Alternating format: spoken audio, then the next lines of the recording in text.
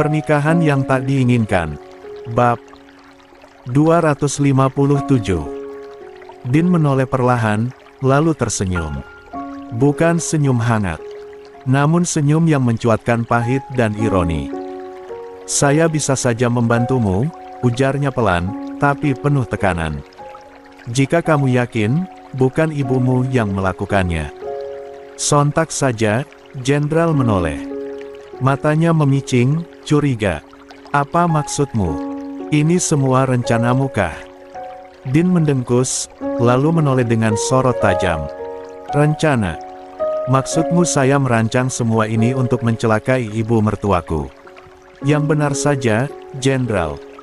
Kamu pikir saya sebodoh itu? Tapi kenapa kamu tiba-tiba menawarkan bantuan? Setelah polisi menyatakan ibuku pemilik kontak itu, lalu kamu muncul dengan bisa membantu. Itu artinya ini semua hanya sabotase semata," serang Jenderal.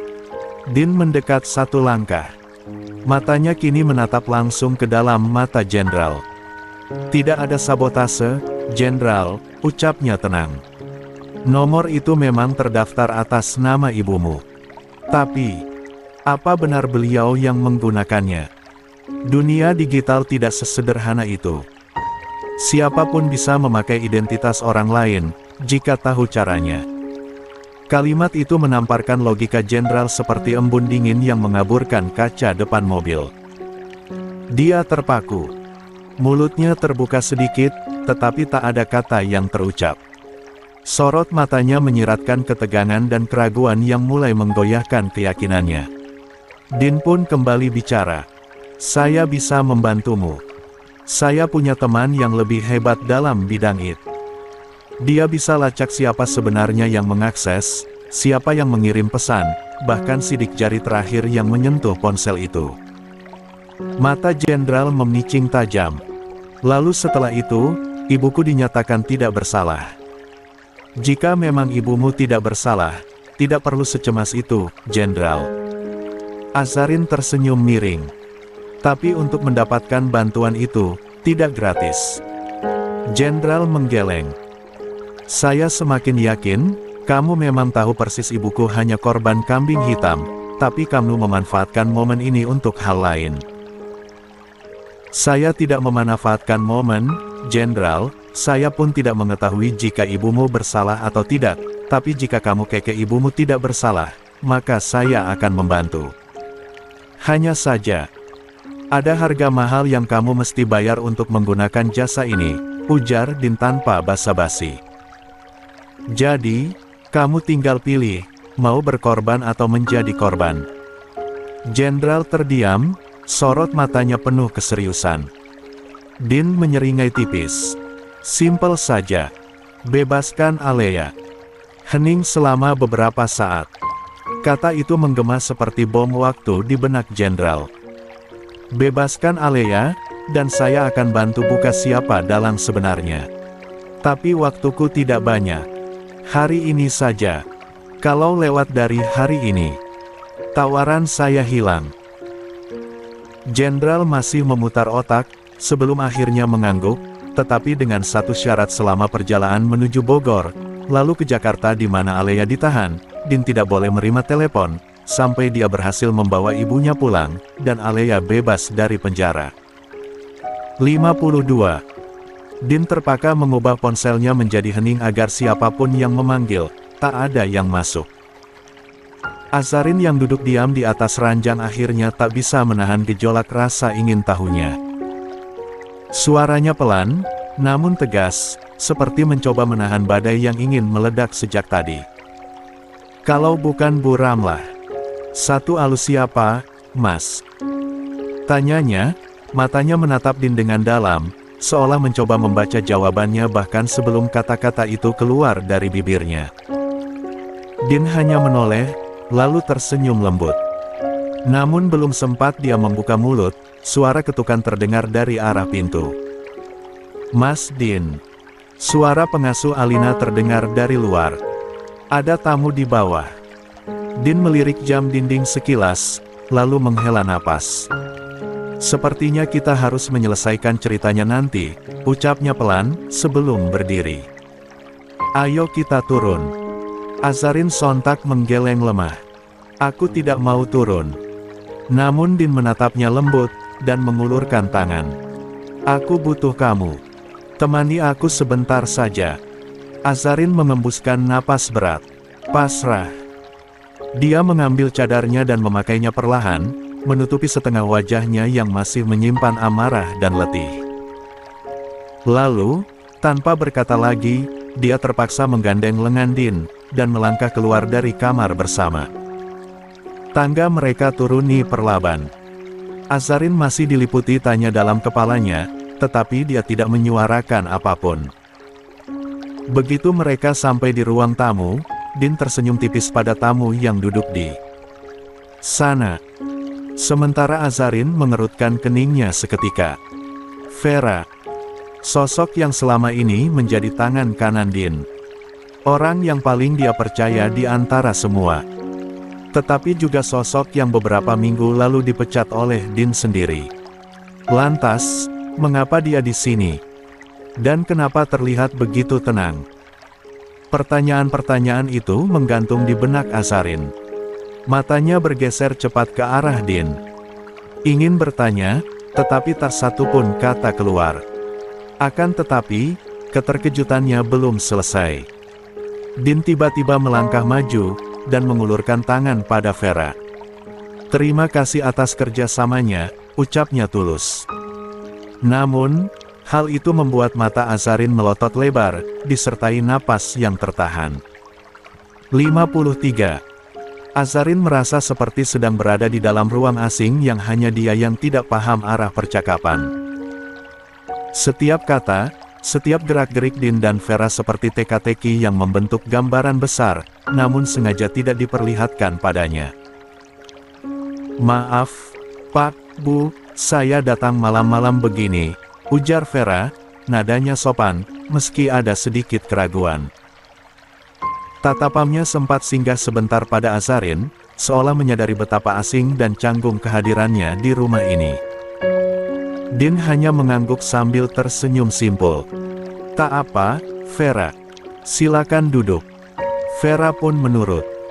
Duduk kembali di ujung sofa, dengan posisi tubuh tegap seperti seseorang yang membawa misi penting. Din juga duduk, kali ini sambil menggenggam tangan Azarin, genggaman lembut namun terasa seperti permintaan untuk tetap tenang, meski tak dijelaskan. Azarin tak membalas genggaman itu. Dia hanya diam, sorot matanya tak lepas dari Vera. Pikirannya penuh tanya. Kenapa Vera ada di rumah ini? Kenapa Din tampak begitu santai dengan kehadirannya? Bukankah wanita itu sudah dipecat? Namun Azarin memilih menahan diri. Dia ingin tahu, apa yang sebenarnya terjadi di balik semua ini. Jadi dia hanya duduk, memperhatikan, dan menunggu. Vera tampak memperbaiki duduknya, sebelum akhirnya membuka suara. Saya kesini hanya untuk mengantarkan dokumen yang Anda minta, Pak. Dia menyodorkan sebuah amplop coklat yang tampak tipis. Din pun menerimanya, lalu menatapnya sebentar sebelum mengayun-ayunkan amplop itu dengan satu tangan. Kamu sudah pastikan isinya benar? Tanyanya ringan, namun syarat tekanan. Vera mengangguk mantap. Sudah, Pak. Semuanya valid. Tidak ada yang saya lewatkan. Din hanya tersenyum tipis, lalu menatap kembali amplop itu, seperti menyimpan rahasia besar di balik lipatannya. Sementara itu, Azarin menatap keduanya, menyiratkan keterasingan. Dia semakin merasa seperti orang bodoh di tengah diskusi para ahli strategi.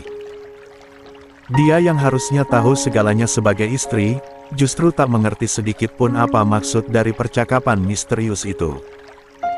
Terima kasih sekali lagi, Vera. Aku tahu ini bukan hal mudah.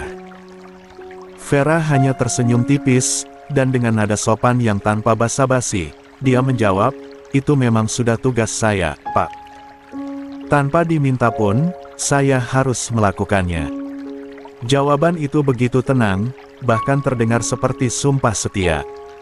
Namun bagi Azarin, kalimat sederhana itu justru membuat pikirannya semakin kusut. Dia masih menatap Vera, lalu Din bergantian, seperti menanti seseorang menjelaskan peran yang sebenarnya sedang dimainkan di hadapannya. Namun, selama beberapa saat menunggu, Din terlihat hendak membuka amplop tanpa ada niatan menjelaskan padanya. Tidak, dia bukan obat nyamuk di sini. Dia menghela napas, lalu melirik Din dan Vera yang tampak larut dalam percakapan serius. Sebuah senyum kecil muncul di sudut bibirnya, tipis, tetapi syarat makna. Kalau kalian butuh waktu berdua, bilang aja, aku bisa kok pindah ke kamar, daripada jadi obat nyamuk, ujarnya datar, tetapi menyentil tepat di ulu hati.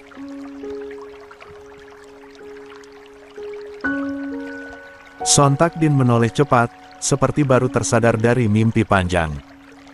Vera juga langsung mengalihkan pandangannya, ekspresinya berubah canggung dan tak enak. Wajahnya memucat, dan pandangannya segera 54. Berpindah ke arah Azarin, jelas merasa bersalah. Din tak menunggu lama. Dia segera menggenggam tangan Azarin, mengusap lembut punggung tangannya dengan penuh penyesalan. "Maaf, sayang," ucapnya pelan, suara Din terdengar tulus dan sedikit panik. "Saking bahagianya aku lihat berkas ini, aku jadi keasikan dan lupa kamu di sini." Dia menatap istrinya dalam-dalam, lalu mencondongkan tubuh, mendekat. "Aku gak bermaksud ninggalin kamu di tengah percakapan, apalagi bikin kamu merasa asing," lanjutnya dengan nada bersalah. Azarin diam. Dia tidak menarik tangannya, tetapi juga tidak menatap Din. "Lain kali kasih tahu, Mas, kalau aku cuma jadi figuran di sampingmu." "Gak, sayang. Kamu bukan figuran." Din menunduk, lalu mengecup tangan Azarin lembut. "Aku mengajakmu di sini, karena memang kamu harus tahu soal ini." Azarin masih membisu, seperti tengah menelan serpihan kebingungan yang tajam dan tak kunjung larut. Tatapannya kosong menembus permukaan meja, padahal di sana, amplop coklat itu tergeletak tenang seolah tak membawa badai apapun. Sementara Din menatap istrinya dengan penuh kekhawatiran. Dia tahu, dalam diam Azarin, ada ratusan pertanyaan yang mendesak untuk keluar. "Vera datang ke sini membawa bukti penting, sayang. Data pemilik nomor yang selama ini bekerja sama dengan Zaina. Nomor itu, yang digunakan untuk mengarahkan obat keras itu sampai ke tangan Zaina.